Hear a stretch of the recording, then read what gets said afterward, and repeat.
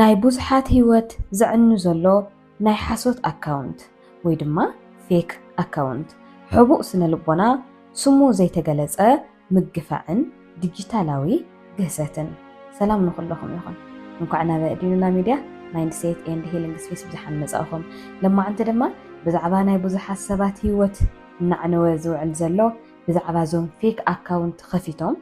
ዝሰርሑ ዘለዉ ሰባት ኢና ክነዋግዕ ስነ ልቦናኦም እንታይ ይመስል ንምንታይ እዮም ከምኡ ዝገብሩ ዝብል ብዝግባእ ክነዋግዕ ኢና ሎሚ መሪፅናዮ ዘለና ብዛዕባ ሓደ ጸሊም ክውንነት ወይ ከዓ ሪያሊቲ ናይ ዲጂታላዊ ዘመን ኢና ክነዋግዕ ማለት እዩ ናይ ብዙሓት ሰባት ዝናታት ዝዕነወ ጥዕና ኣእምሮ ዝሃሰየ ዝምድናታት ዝሰበረ ኣብ ገሊኡ ድማ ኣብ ትራጀዲ ኣበርክቶ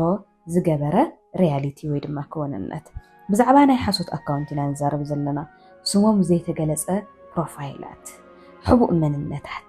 ብድሕሪ ስክሪናት ተሓቢኦም ስሞም ብዘይ ምጥቃስ ሰባት እናዕነው እናጸረፉ እናጥቁዑን ከም ኣጽዋር ስለ ዝጥቀሙ ሰባት መዓልታዊ ብዓሽዓት ዝቑጸሩ ሰባት ካብ ድቃሶም ተሲኦም ከም ዝስዕብ መልእኽትታት ክረኽቡ ይኽእሉ እዮም ናይ ሓሶት ክስታት ህዝባዊ ውርደት ምፍርራሕ ዝፈጥር መልእኽትታት ናይ ሓሶት ወረ ስምዒታዊ ምጽላም ምግፋዕ ከምኡውን ሳይበር ስቶኪንግ ይገጥሞም መብዛሕትኡ ግዜ ድማ እቲ መጥቃዕቲ ዝፍጽሞ ጓና ኣይኮነን ምናልባት ናይ ቀረባ ሰብ እዩ እዞም ሰባት እዚኣቶም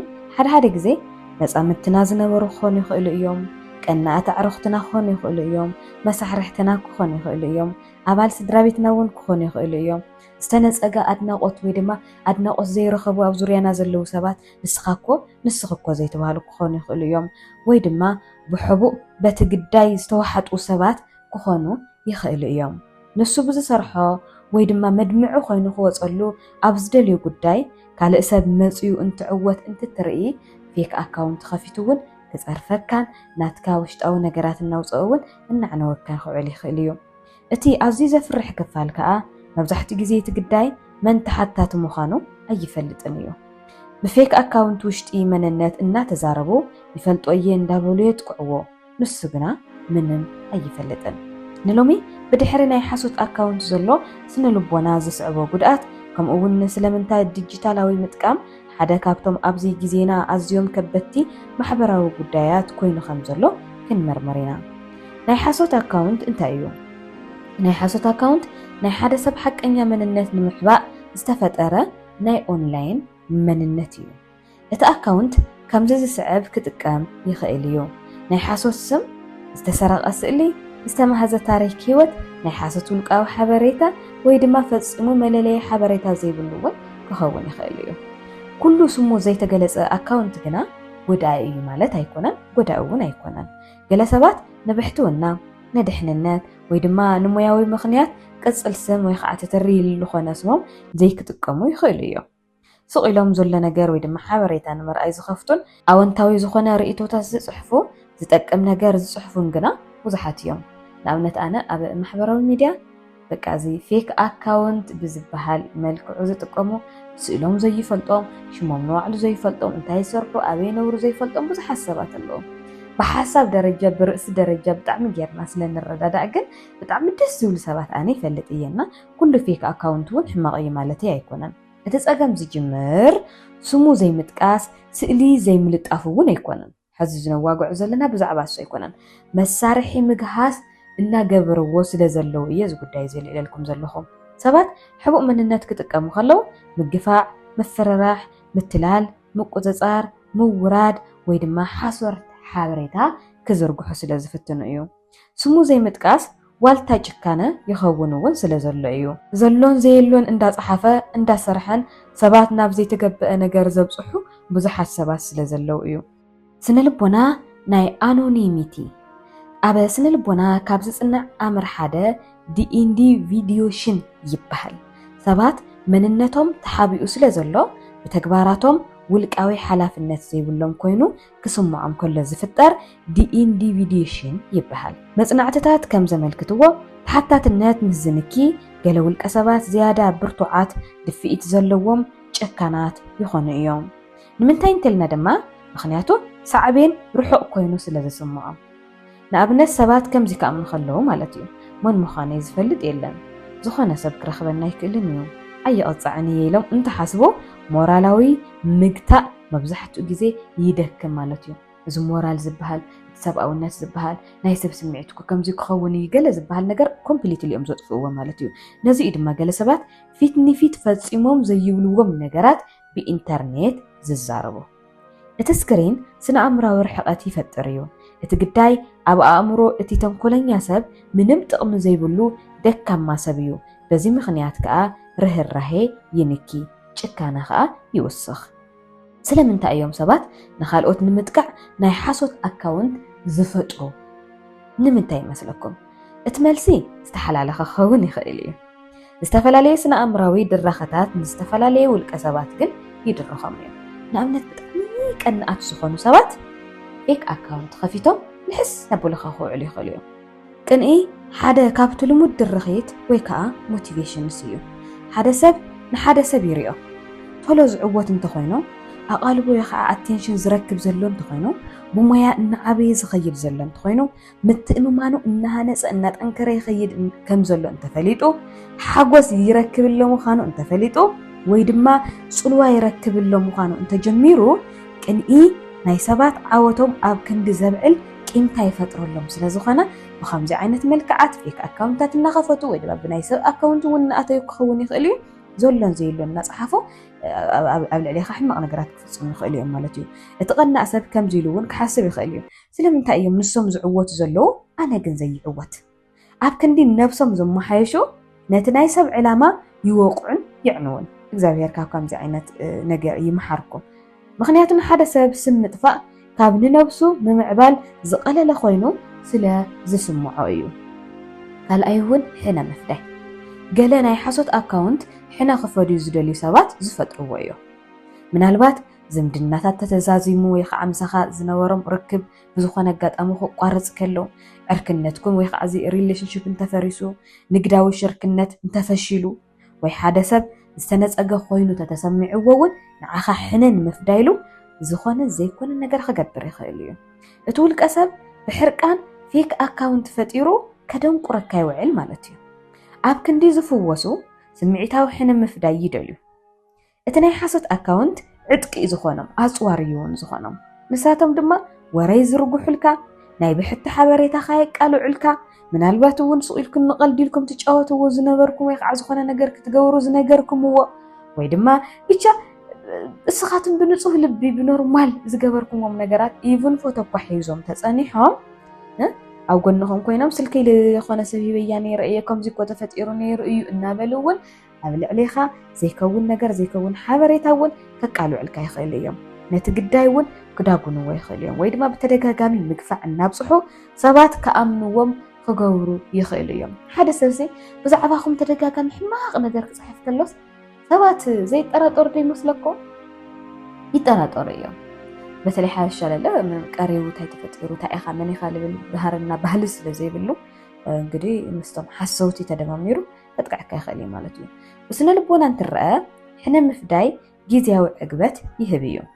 ننوح اوان زصنح سلام زفطر غنا يكونن سالسايون ادلاينت مقطصار ገለው القسبات نخالقوت اب مقطصار بسنا امراوي مداي يتاساسرو ጽልዋ ክሕድሩ ይደልዩ ስምዒታትካ ውሳነታትካ ዝምድናታትካ ከምኡውን ኣብ ባህርያትካ ክቆፃፀሩ እዮም ዝደልዩ ኣብ ሓቀኛ ህይወት ቁጥጥር ምስ ዘስእኑልካ ህዝን ኣብነት ዝኾነ ቀራኹም ዘለሰብሲ በቃ ክዛረበኩም ይክእል ክፈርሐኩም ይክእል እዩ ናይ ቀረባ ሰብኩውን ክኸውን ይክእል እዩ በቃ ክቆፃፀረኪ ባህርኺ ርክባትኪ ውሳነታትካ ስምዒታትካ ዝኣበዮም ሰባት ፌክ ኣካውንት ከፊቶም እውን بديجيتالو منجدي كتقرأ خياليهم مالتيو ناي حاسوت أكاونت مسارح متلاريخوان زفلتو تاريخ كان دوتو كدنا قرأ خايفتنو نتقداي مكتتالي يخوان سرحام مالتنا عخابش أي زخوان سرحام يفراروحها زقرمكم مالتيو حانت جزي بزخون ملك عريقهم أسبات لخون إميجي فترما نسكو حق أنيا يخبها المنتان مخنيات السب حدا معلت خود خيالينا ودكتو دخامو كساب زرخبو كساب ماسرجا زخونه نزل أنا ناتقتتلو خايم زنورو نوعلم محشو فرحون يفتروا الكايم نحر فرح خوين كابالتيو ويدما بسنا أمراوي مداي كابلو لخا كفتوني خيلي يوم مالتيو እዚ ብፍላይ ኣብ ገሰት ዝምድናታት ልሙድ እዩ ኣብዚ ቀረባ ሰባት ዝፍጸሙ ነገራት እውን እዚ እዩ ማለት እዩ ራብዓይ ከዓ ናርሲስታዊ መጉዳእቲ መብዛሕትኡ ግዜ ክኢላታት ስነ ኣእምሮ ብዛዕባ ናርሲስታዊ መጉዳእቲ ዝበሃል ነገር ይዛተዩን ይዛረቡን ይጽሕፉን ይትንትኑን እዮም እዚ ዝፍጠር ሓደ ብጣዕሚ በቃ ንባዕሉ ዝኸፈሰ ሰብ ወይ ከዓ በቃ ኣነኮ ዝብል ናይ ገዛእ ርእሱ ስምዒት ዘለዎ ሰብ ምንጻግ ነቐፌታ ወይ ድማ ውርደት ምስ ዘጋጥሞ ዝፍጠር እዩ ማለት እዩ ንኽውንነት ወይ ከዓ ሪያሊቲ እውን ኣብ ክንዲ ዝቕበሉ ይቁጥዑ ይናደዱ ይጻረፉ ናይ ሓሶት ኣካውንት ክፈጥሩ ይኽእሉ እዮም ነቐፍቲ ምቕጻዕ ዝኾነ ነገር እዚ ትኽክል ኣይኮነን ኢሎምዎም ነበሩ ሰባት ብደንብ ገይሮም የጥቅዕዎም መሻርክቶም ወይ ከዓ መሳርሕቶም ወይ ከዓ ነበር ብዝኾነ ነገርስ ምስኦም ዝነበሩ ሰባት እውን የጥቅዕዎም ዝናታት ናይ ሰብ እውን ከጥፉ ይደልዩ ሕዝቢ ዝኾነ ምኽንያት ንስኻ ውፅእ ውፅእ ተልካ ናተሳኽዕልካ ተመፅዩ ስራሕኻ እውን ገለታት በቃ ወዲያውን እዮም ዝጅምሩ ማለት ወይ ከዓ ሕነ ምፍዳይ እውን ክደልዩ ከለዉ እውን ክኸውን ይኽእል እዮም እቲ ዕላማ ከዓ ነቲ ዝቆሰለ ይግኦም ምምላስ እዩ ዝኸውን ዘሎ ማለት እዩ ይግኦም ሓደ ግዜ ተቆሲሉ ብናትካ ውርዴት ብናትካ ሕማም ብናትካ ድኻም ክሕከም ይደልዩ ማለት እዩ ሓምሻይ እውን ውጥረት ወይ ከዓ ኦብሴሽን ገለ ናይ ሓሶት ኣካውንት ፈጠርቲ ብጽልኢ ዝድረኹ ጥራይ ኣይኮነን ብውጥረት እውን ዝድረኹ እዮም ብስምዒት ኣብ ካልእ ሰብ ትኹረት ብምግባር ይጸንዑ ብቐጻልነት ኣብ ትሕዝቶታትካ እናተኸታተሉ ይውዕሉ ወይ ከዓ ይከታተሉ ንጥፈትካትካ ይከታተሉ ዝምድናታትካ ርክባትካ ምስ መን ትውዕል ምስ መን ትኸድ ኣብ ዙርያኻ ዘለዉ ሰባት ንባዕሎም ባዕኻ እናለከሙ እናጥቅዑኻ ክውዕሉ ይኽእሉ እዮም ከምኡውን ሓበሬታ ንኣክቦ እዮም ዝውዕሉ በቃ ይዓርፉን ንሳቶም እዮም ኣይፎቶውን እዮም ሓሚሞም እዮም እያ ዘለዉ ንባዕሎም ምሕሾም ነይሩ ውጥረት ምስ ዝሕይል መብዛሕትኡ ግዜ ምድጓን እውን ይስዕብ እዩ እዚ ባህሪ እዚ ብስነ ኣእምሮዊ መዳይ ሓደገኛ እዩ ምክንያቱ ውጥረት ኣብ መንጎ ፋንታሲና ኣብ መንጎ ሪያሊቲ ወይ ከዓ ዝክውንነት ዘሎ ዶብ ከደብዝዞ ስለ ዝኽእል ማለት እዩ ስለዚ ስሙ ዘይተገለጸ ምግፋዕ ወይ ከዓ ኣናኒሞስ ሃራስመንት ይበሃል ስሙ ዘይተገለጸ ምግፋዕ ኣዝዩ ኣዕናዊ ክኸውን ይኽእል እዩ እቲ ግዳይ መብዛሕትኡ ግዜ ይጻረፍ የፈራርሕ የዋርድ ጾታዊ ጥንኮሳ የብፅሕልካ ከምኡውን ተደጋጋሚ መጥቃዕቲ ከብፅሕልካ ይፍትን ማለት እዩ ብፍላይ ጎዳኢ ዝገብሮ ከዓ ዘይርጉፅነት እዩ እቲ ግዳይ ከምዚ ኢሉ ክሓትት ክጅመር ይኽእል እዩ ተደጋጋሚ ክፀርፍዎ ከሎ በተለይ ብባዕሉ ዘይተኣመን ዓይነት ሰብ እርግጠኛ ዘይኮነ ሰብ ክኸውን ከሎ እዚ ዝገብረኒ ዘሎ መን እዩ እናበለ ክጨናነቕ ይኽእል እዩ ንዕኡ ኣለሻ ክጅመር ይኽእል እዩ ስለምንታይ እዮም ዕላማ ዝገብሩለይ ዘለዉ ናበሉ ባዕሉ ክጨናነቕ ይኽእል እዩ ዝፈልጦ ሰብ ደኾን ይኾን ናበለ እውን ኣብ ዙርኡ ዘለዉ ሰባት ምጥርጣር ይጅምር እዩ ደው ክብሉ ድዮም ከቋርፁ ድዮም ዘጥፋእኽዎ ድማ ነገር ይህሊ ይኸውን ኣብ ቀረባይ ካብ ዘለዉ ሰባት እንተኾይኑ መን ይኾን እናበለ በቃ ድቃስ ይስእል ማለት ኣብ ሰዓት እዚ እዩ ትሕማም ወይ ከዓ ትግዳይ ክጉዳእ ዝኽእል ማለት እዩ እቲ ዘይርጉፅነት ሕዱር ፀቕጢ ክሮኒክ ስትረስ ይፈጥር እዩ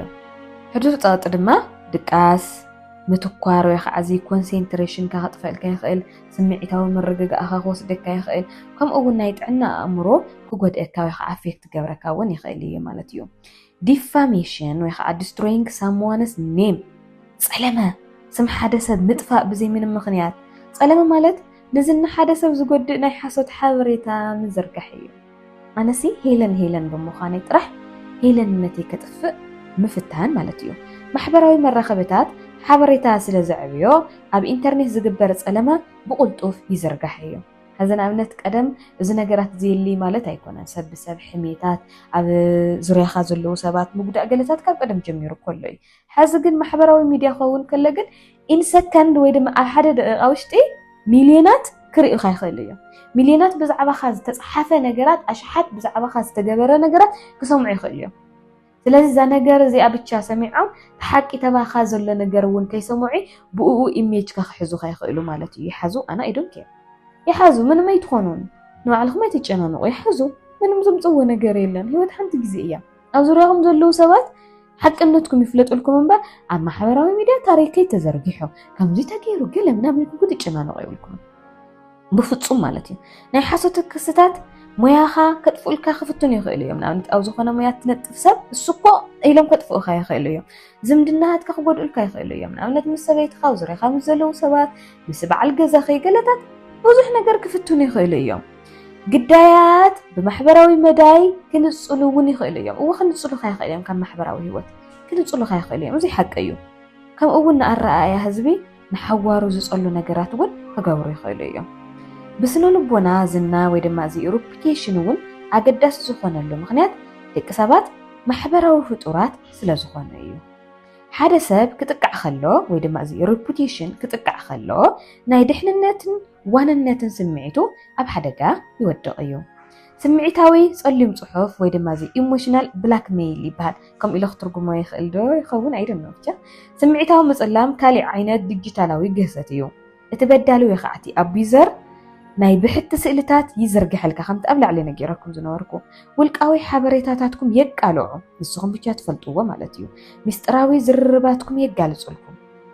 ወይ ድማ ህዝባዊ ሕፍረት ወይ ከዓ ፓብሊክ ኢምባራስ ብምፍጣር ከፈራርሕኹም ይፍትኑ ማለት እዩ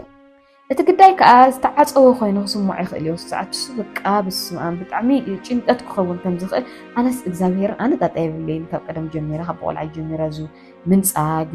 ገለታት የጋጥመኒ ስለነበረ ይለሚደዩ እየ ግን ሓደ ሰባት ግን ከምዚ ነገር ካብ ሰባት ክወፅሖም ከሎሲ በቃ ልሳቀይዎ ስቃላት ካብ ብዙሕ እየ ዝሰምዕና እሱ ንሓሰብክ እየ ዘዋግዐኩም ዘለኹ ስለዚ ብፍርሒ ዝነብሩ ኣብ ቁፅፅር ዝነብሩ ብዙሓት እዮም ማለት እዩ እዚ ድማ ከቢድ ስነ ኣእምራዊ ፀቕጢ ክፈጥረሎም ይኽእል እዩ ግዳያት መብዛሕትኡ ግዜ ከም ዝስዕብ እውን ከጋጥሞም ይኽእል እዩ ጭንቀት ራዕዲ ረዳኢ የብለይን ናይ ምባል ስምዒትና ከምኡ እውን ስምዒታዊ ድኻም እውን ከጋጥሞም ይኽእል እዩ ካብኡ እውን ሳይበር ስቶኪንግ ብዲጂታላዊ መድረኻት ኣቢልካ ቀጻሊ ምክትታል ወይ ከዓ ምግፋዕ ምፅራፍ ምግላል ምዕናው እዩ ሓደ ናይ ሳይበር ስቶከር ንጥፈታት ማሕበራዊ መራኸቢታት ናተዓዘበ እዩ ዝውዕል ብዙሓት ታይ ፖስት በለት ታይ ገበረት እናበለ ልማልደለ እየ ብዙሓት ናይ ሓሶት ኣካውንት እውን ፈጢሩ ብኩሉ ናተፃረፈካ ክውዕል ይኽእል እዩ ናይ ኦንላይን ባህርታት እውን ክከታተል ይኽእል እዩ ነቲ ግዳይ ብተደጋጋሚ ርክብ እውን ክጅመር ይኽእል እዩ ወይ ድማ ውልቃዊ ሓበሬታታት እናኣከበ እውን እሳኮ እስኮ ከምዚኮ እዚኮ እናበሉ እውን ክውዕሉ ይኽእል እዮም መብዛሕትኡ ግዜ ግዳያት ንሳይበር ስቶኪንግ ብስነ ኣእምራዊ መዳይ ከም ዘስካሕክሕ ይገልጽዎ እዮም ምክንያቱ ብቐጻሊ ዝዕዘብ ስምዒት ስለ ዝፈጥር ደቂ ሰባት ናይ ድሕነት ስምዒት የድልዮም እዩ ሳይበር ስቶኪንግ ከዓ ነቲ ድሕነት ሙሉእ ብምሉእ የጥፍኦ ኣለዎ ማለት እዩ ባህሊ ዲጂታላዊ መጥቃዕቲ ከዓ እስተንርአ ኣብዚ እዋን እዚ ሓደ ካብቲ ዓብይ ስክፍታ ዲጂታላዊ መጥቃዕቲ ንቡር እናኾነ ይኸይድ ስለ ዘሎ እዩ ብዙሓት ሰባት ኣብ ኢንተርኔት ንዝፍጸም ጭካነ ከምዚ ብምባል ይነጽግዎ ኣይ ብሎክ እንደግበርዮ ኣይተካብ እንደገለብና እውን ኢሉኻ ኣይተረድኦምን ዘሎ ዲጂታላዊ መጥቃዕቲ ግን ኣብ ሓቀኛ ዓለም ከቢድ ሳዕቤን ክህልዎ ይኽእል እዩ ኣብ ኢንተርኔት ዝፍጸሙ ተግባራት ሞያታትካ ትምህርትታትካ ዝምድናታትካ ስድራቤታትካ ጥዕና ኣእምሮኻ ኣካላዊ ድሕንነትካ ከምኡ እውን ህዝባዊ ዝናኻ ወይ ድማ ኣብ ህዝቢ ዘለካ ተቐባልነት ዝጸልዉ ክኾኑ ይኽእሉ እዮም ወይ ድማ ንኽጸልዉ እውን ዓብይ ተኽእሎ ኣለዎም እዩ ስለዚ ብሎክ እንደግበሮም ተባሂልካ ዘሕለፈ ኣይኮነን ክንደይ ሰባት ንዕኦም ይኣምንዎም በቲ ናትካ ጉዳይ እሞ ድማ ንስኻ ዘይኮንካዮ ነገራት ስለዚ ቀሊል ነገር ኣይኮነንና እዚ ነገር እዚ ተሸንፍ ግን ንስኻ ኮንካ ዘይምርካብካ እዩ ኢቭን ወላለ ኮንካ ወላ ተረኸብ ማንም ከም ዘይምልከተና ህይወት ናትካ ብቻ ምዃና እውን ክትእምን ወይ ድማ ክትኣምን ምስትፍትን እዩ ኢንተርኔት ካብ ሓቀኛ ህይወት ዝተፈለየ ኣይኮነን ብዙሓት ሰባት ግን ኣብዚ ማሕበራዊ ሚድያና እቲ ሪል ላይፍ ሲ ሓደ ዘይኾነ ዝመስሎም ብዙሓት እዮም ኣካል ናይ ሓቀኛ ህይወት ምዃኑ ኣክሴፕት ክንገብርና ክንርድእ ኣለና ስነ ኣእምራዊ ጽልዋ ኣብ ግዳያት መብዛሕትኡ ግዜ ከም ዝስዕብ የጋጥሞም ስለ ዝኾነ ማለት እዩ ጭንቀት ቀጻሊ ፍርሒ ናይቲ ዝቕጽል መጥቃዕቲ ሕዚ ንኣብነት ለማዓንቲ ብዝኾነ ጉዳይ ተጥቂዕሞ ወሲል ናጋ ኸታይ ክኾን ኩሉም ይኾኑ ዝብል በቃ ጥቃስ የብሉ ሰብሲ ካብኡ እውን ልዕሊ ዓቐን ዝኾነ ንቕሓት ብቐጻሊ ንቑሒ ወይ ከዓ እዚ ኮንስታንትሊ ኣለርት ዝኾነ ሪላክስ ክትገብር ዘይትኽእል ትኸውን ማለት እዩ በቃ ሕዚ ንኣብነት ዝኾነ ነገር ገይሮም ካጸኒሖም ሲ ናጋ ከምዚ ክገብሩ ይኽእሉ እዮም ዝብል ፍርሒ ይህልወካ ሞ ሪላክስ ክትገብር ኣይትኽእልን ማለት እዩ ካብኡ እውን ድብርቲ እውን ወይ ከዓ ዲፕሬሽን ሞቲቬሽንካ ርእሰ ተኣማንነትካን ተስፋኻን ከጥፈልካ ይኽእል እዩ ማሕበራዊ ከዓ እዚ ሶሻል ዊዝድሮዋል እውን ኣሎ ኣብ መስመርን ካብ መስመርን ወፃእን ዝግበር ርክባት ክወግዱልካ ይኽእሉ እዮም ወይ ድማ እስኻ ባዕልኻ እውን ተወግዶ ትኽእል ኢኻ ምክንያቱ ብዙሓት ሰባት እናተቃወሙኻ ናፀረፉኻ ገለ ትርኢ ከለኻ ምስ ሰባት ዘለካ ርክብ ባዕልኻ ናሰበርካ እውን ክትከይድ ትኽእል ኢኻ ካብኡ እውን ትሑት ርእሰ ምትእማን እውን የጋጥመካ ማለት እዩ ናይ ሓሶት ክስን ነቐፌታን ኣብ ውሽጥኻ ምእታው ትጅመር ማለት እዩ ናይ ሓሶት እኮ እዩ ግን ድማ ውሽጥኻ እናተኸየ ትኸድ ምልክታት ትራውማ እውን እናረእኻ ትኸይድ ማለት እዩ ብፍላይ ምግፋዕ ነዊሕ እዋን ዝወስድ ምስ ዝኸውን ከቢድ ክኾነካ ይኽእል እዩ ገለ ግዳያት ምስቲ ድሕሪ ካሊእ ዓይነት ስነ ኣእምራዊ መጥቃዕቲ ዘጋጥሞም ምልክታት ዝመሳሰል ምልክታት ከም ዘለዎም ክሕብሩ እውን ይኽእሉ እዮም ስለምንታይ ሰባት መብዛሕትኡ ግዜ ስቕ ይብሉ ብዙሓት ግዳያት ኣብ ቅድሚ ህዝቢ ኣይዛረቡን እዮም ንምንታይ ምውቃስ ዘይምእማን ተወሳኺ ምግፋዕ ህዝባዊ ሕፍረት ወይ ድማ ሕነ መፍዳይ ስለ ዝፈርሑ ማለት እዩ ስቕታ ናይ ምድሓን ስትራቴጂ ክኸውን ይኽእል እዩ እቲ ዝሕዝን ግን ስቕታ እውን ግህሰት ንኽቕፅል ከኽእሎ ይገብር እዩ ከመይ ጌርና ኢና ነብስና ንከላኸል ዝብልካ ንእሽተይ ነዋግዕ ስሙ ዘይተገለፀ ምግፋዕ እንተጋጢሙካ ኩሉ ሰንዶ ሓዝዎ ስክሪንሻትን ምናምናትን ጌርኩም ሓዝዎ ዘየድሊ ህዝባዊ መቅላዕ እውን ገደብ ክትገብረሉ ትኽእል ኢኻ ሪፖርት ምግባር ናይ መድረኽ ፀብፃብ ስርዓታት ምጥቃም ሕዝን ኣብነት ዝኾነ ነገር ሕማቕ ነገር ክገብሩልኩም ከለውሲ በቲ ኣልጎሪዝም ዝፈጥሮ ወይ ከዓ በቲ ኣልጎሪዝም ዝህበኩም ዕድል ክግበሩ ዝግብኦም ነገራት ክትገብረለኩም ማለት እዩ ካብኡ ንዝተኣምንዎም ሰባት እውን ምውጋዕ ኣብ ውሽጥኩም ኣይትሓዝዎ ነቲ ጾሩማ በይንኹም ኣይትሸከምዎ ሙያዊ ደገፍ ድለዩ ምንም ማለት ኣይኮነን እዚ ኣነ ዝኾነ ሕማቕ ነገር ክጋጥሙ ንውሓዕ ተኸይድንሲ ሰባት በዓል ሞያታት ይዋግዕ እየና ቀለል እዩ ዝብለኒ ስለዚ በዓል ሞያታት እውን ምውጋዕ ምንም ማለት ኣይኮነን ግህሰት ልዕሊ ዓቕሙ ምስ ዝኸውን ስነ ኣእምራዊ ደገፍ ዋጋ ክህልዎ ስለ ዝኽእል ማለት እዩ ሕጋዊ መሰላትካ እውን ክትፈልጥ ኣለካ ኣብ ብዙሓት ሃገራት ምግፋዕ ምድጓን ምፅላምን ፀለመን ሕጋዊ ሳዕቤን ክህልዎ እውን ይኽእል እዩ ማለት እዩ ሓውስቲ ንዕሽተይ ለለ ኣቶም ፌክ ኣካውንት ከፊትኩም እትፃረፉ ሰባት ንእሽተይ ክነዋግዕ ምስኹም ከዓ ናይ ሓሶት ኣካውንት ተሓዊኡኹም ብቕንዕና ንነብስኹም ዝተኸምዚልኩም ሕተትዋ ስለምንታይ እዩ ክትብልዎ ዝደለኹም ነገር ክትዛረብዎ እትደልዩ ነገር ማስክ ጌርኩም ንምንታይ ማስክ ዘድልየኩም ዘሎ እንታይ ስለ ዝኾንኩም እዩ ቃንዛ ካልእ ሰብ ዕግበት ዘምፅልኩም ዘሎ ስለምንታይ እዩ ስለምንታይ ኢኹም ግዜኹም ንሰላም ካልእ ሰብ ኣብ ምጥፋእ ተውዕልዎ ዘለኹም ስለምንታይ ኢኹም ሓደ ደቂቓ እውን ትዝ ኢልኩምዎ ዘይትፈልጡ ሰብ ንስኻትኩም ግን ኣተኸታተልክዎ ትውዕሉ ዘለኹም ጥዑያት ሰባት ይሃንፁ እዮም ጥዕና ዘይብሎም ሰባት ግን ሕማቕ ነገራት እናገበሩ እዮም ዝውዕሉ ስምካ ዘይምጥቃስካ መንነትካ ክሓቢ ይኽእል ይኸውን ሓላፍነትካ ግን ኣይድምስስን በተለይ ምስ ኣእምሮኻ ብዙሕ ነገር ክተዋግዕ ትኽእል ኢኻ ጠባይ ብዝያዳ ብንጹር ዝግለጽ ዝዕዘብ ሰብ ኣብ ዘይብሉ እዋን እዩ ናይ መወዳእታ መልእኽተይ ከዓ እዚ ይመስል ምብራኽ ናይ ሓሶት ኣካውንት ናይ ቴክኖሎጂ ፀገም ጥራይ ግን ኣይኮነን ሕዚ በቃ ፌክ ኣካውንት ክነግረኩም ኣይኽእል ብጣዕሚ በዚሑ ዘሎ ብዓለም ደረጃ ማለት እዩ ናይ ሰብ ፀገም እዩ ስነ ኣእምራዊ ፀገም እዩ ሞራላዊ እውን ፀገም እዩ ብድሕሪ ነብሲ ወከፍ ናይ ሓሶት ኣካውንት መጥቃዕቲ ናይ ብሓቂ ሰብኣዊ ግዳይ ኣሎ ናይ ብሓቂ ኣእምሮ ናይ ብሓቂ ልቢ ናይ ብሓቂ ሂወት ኢንተርኔት ርክብ ትምህርቲ ምትእስሳር ዝግበረሉ ቦታ እዩ ክኸውን ዝግባእ ነይሩ ስሙ ዘይተገለፀ ጭካነ ዕጥቂ እተፃወሩሉ ወይ ድማ ዕጥቂ ትገብሩሉ ክኸውን ኣይግባእን ነይሩ ግን ኮይኑ ምክንያቱ እቲ ብዲጂታል ምጥቃዕ ዘስዕቦ ጉድኣት ስክሪን ምስ ዝጠፍእ ኣይጠፍእን እዩ ነቶም ግዳያት ናብ ድቃሶም ዝምድናሃቶም ስርሖምን መፃኢኦምን ተሰኪሙ ይኸይድ ስለ ዘሎ እዩ ስለዚ ድማ እዩ ናይ ሓሶት ኣካውንት ኣብ ኦንላይን ዕንቅፋት ጥራይ ዘይኮነ ሂወት ሰብ ዘጥፍኡ መሳርሒ ስነ ኣእምራዊ ዓመፅ ክኾኑ ይኽእሉ እዮም ስለዚ ናይ ሎማዓንቲ ፌክ ኣካውንት ንምንታይ እዮም ከፊቶም ዝፃረፉ ዝብል ኣዋጊዕና ኣለና ስለሰማዕኹምኒ ኣዝየ እየ ዘመስግነኩም ብዛዕባ ስሞም ዘይተገለፀ ምግፋዕ ወይ ድማ ሳይበር ስቶኪንግ ስምዒታዊ ምፅላም ንቕሓት ንምዕባይ ነዚ መልእኽቲ ሼር ክትገብርዎ